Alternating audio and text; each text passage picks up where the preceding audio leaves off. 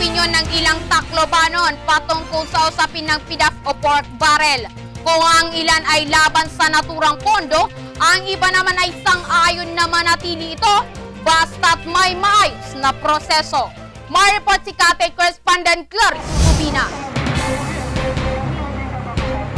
Hinggil sa pinakakontrobersiyang isyu ngayon ang patungkol sa pork barrel na pinag-uusapan hindi lamang ng mga kongresista sa Senado kundi maging mga ordinaryong tao.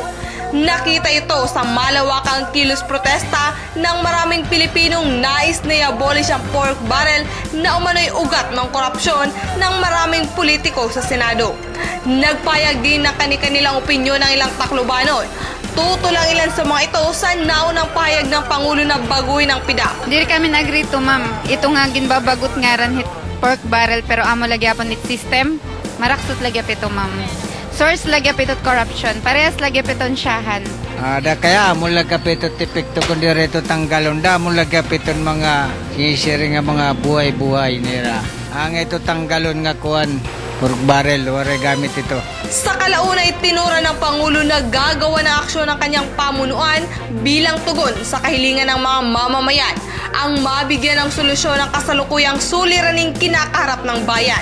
At sa likod nito, may mga isyong naglabasang patungkol sa pagpapalit ng pangalan ng PDAP o pork barrel na sinang-ayunan naman ng ilan nating kababayan. Ipadayon nito ang congressman lagi ang senador ang mga kaput basta there is transparency nga, tuod nga transparency nga, ikwarta nahangad tugod. Ako okay rin ako to kung babalyuan lang pero talagang ang sabi niya kuha na sa totoo, ibibigay na talaga nila sa mga tao yung pira, hindi na makukurakot. Mailan din nilabas ng kanyang hinaing patungkol sa nasabing isyo. Ayon sa kanya, mainam na tanggalin na ang pork barrel.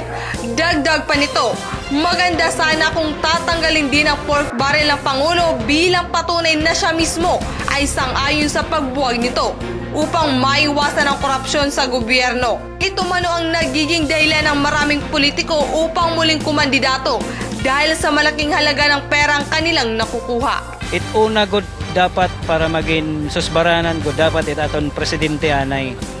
Iya anay magintuhay bago hiya magpinansuson, bago niya pananggalon nga tanan nga mga pork barrel kung hiray no ito.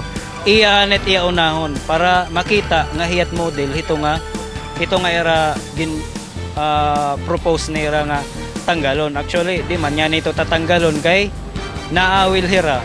Kaya amo ito't iragatasan. Amo ay nag-aaragaw hira pwesto tungod. Mula dito sa Gomez Street, Ciudad ng Tacloban, kasama si Mary P. Florendo, ito si Clarice Ubina, nagbabalita eksklusibo para sa channel ng Countryside Filipino, Tacloban City.